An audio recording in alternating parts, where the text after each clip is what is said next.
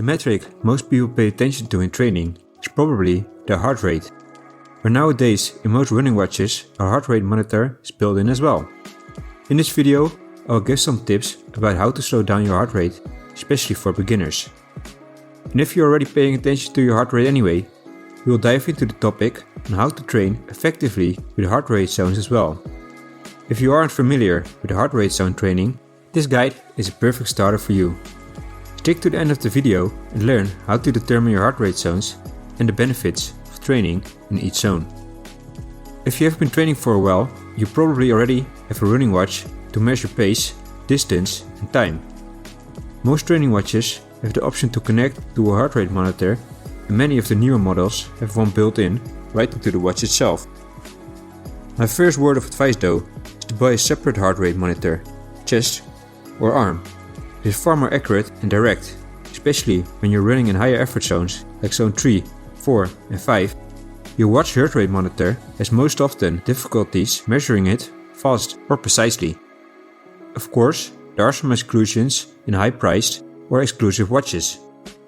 As promised, let's dive first into the trouble of a higher heart rate while running. To build your endurance and to make running enjoyable, it isn't recommended to run with a high heart rate at all. Here are some strategies you might apply to fix this problem. Strategy number 1. Try to focus on your breathing. Breathe in through your nose and out through your mouth. There's no perfect breathing technique, but focusing on your breathing and try to make it more rhythmic and relaxing can lower your heart rate.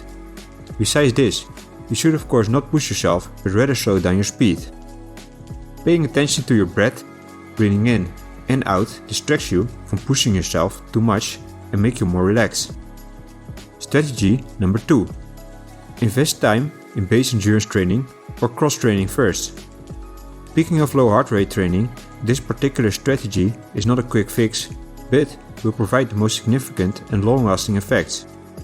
Generally speaking, if you have a high heart rate when running easy, it means your cardiovascular system is not so far developed.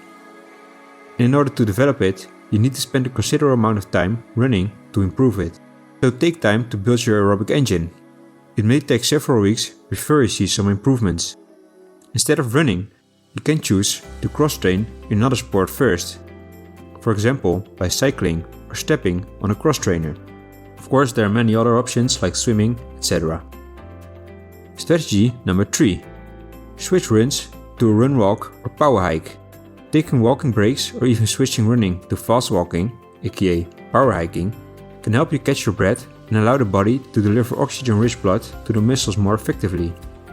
In the long term, this will also allow the body to adapt to the training load more effectively than running all the time at your limit.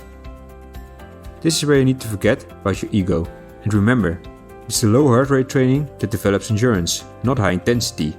If all your runs are fast and at high heart rate, you're not developing your aerobic engine most effectively. So, now we cover the topic of lowering your heart rate while running. Let's zoom in on heart rate training or training based on your heart rate zones. The main benefit of training on heart rate zones is to train on the right effort or intensity during your training. It also makes it easier to stay at our desired effort levels during a training session. It can prevent us from unnecessarily draining our energy by pushing too hard, or make sure we are pushing hard enough. Most of us tend to push harder than required during our training, especially during easy or recovery runs. So sticking to our pre-established zones allows us to pull back when necessary. One downside on training on heart rate zones is that your heart rate is affected by many factors, which can make it a bit unreliable.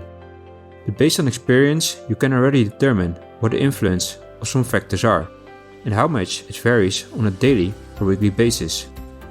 Important factors that influence your heart rate are temperature and humidity, elevation, stress, dehydration, lack of sleep, caffeine, and sickness.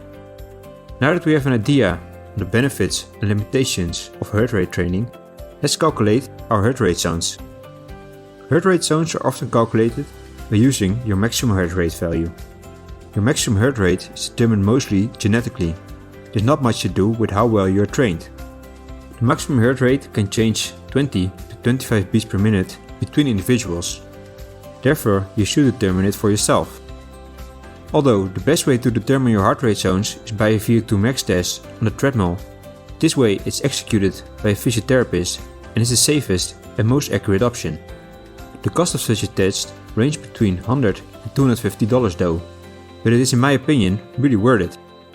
During the test you run on a treadmill, and as you advance, speed or incline increases until you have reached your limit.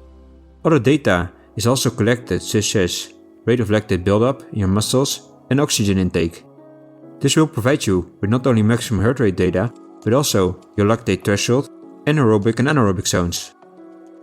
There are of course two main other options to determine your heart rate zones, which are of course less accurate. Namely, the most common method is to simply plug in your age to a predetermined equation. This equation has been developed over time with the goal of becoming more accurate.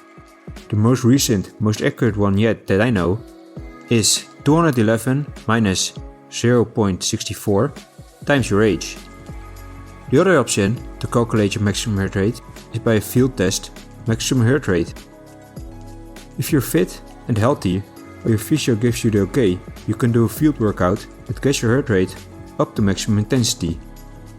Short of a lab test, this is the best way to get a result that accurately reflects your personal factors and physiology. Here's the example of the workout. Run at 85 to 90% of your maximum effort for 3 minutes, then rest for 1 minute. Repeat the 3 minutes, but then on a full effort run. The highest reading at the end of the second run will be your maximum heart rate. Now, you know to determine your own heart rate zones or maximum heart rate. You can start to train based on your heart rate and fitness level. I will briefly explain the benefits of running in each type of training zone.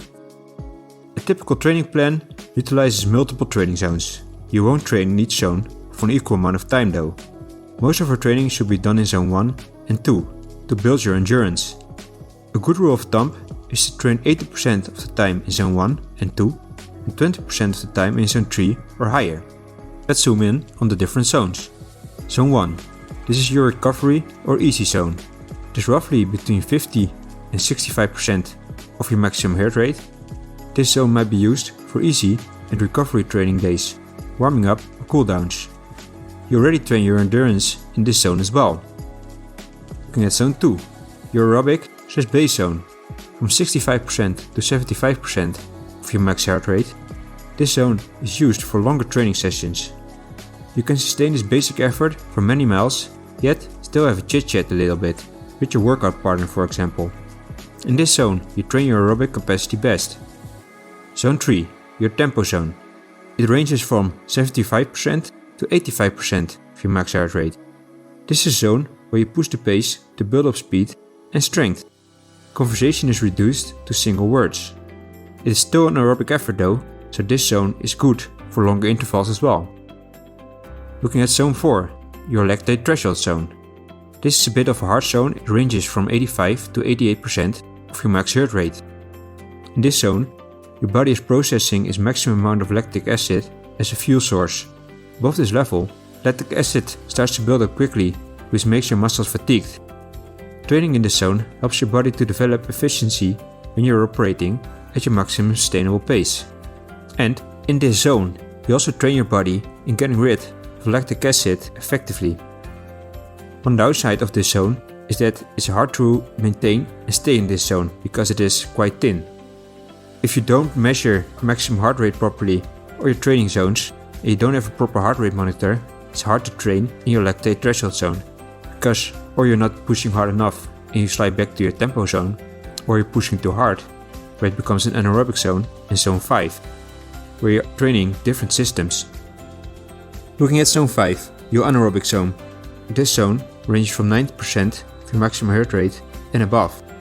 This is called the sprinting or max effort zone. It trains the neuromuscular system. Your body learns how to recruit additional muscle fibers and how to fire muscles more effectively.